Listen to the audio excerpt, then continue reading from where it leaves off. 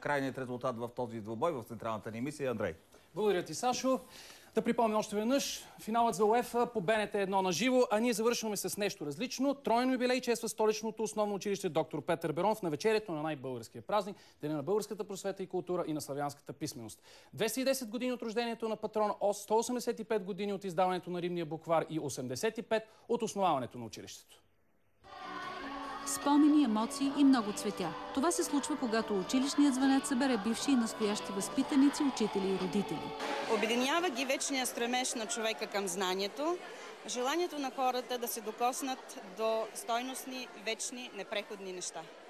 За всеки прекрачал прага на 25-то училище, доктор Петър Берон и рибния буквар са житейски символи.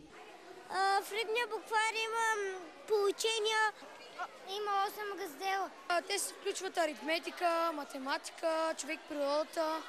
От добри съвети съм запомнил да не се срамуваш, кога питаш, за което не разбираш и да не отдаваш зло за зло.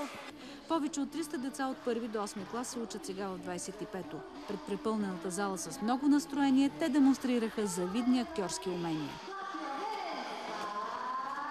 Шестото чувство ми подсказва, че след нас веднага започва семейното шоу Седмо чувство. Това наистина е така. От нас довиждане.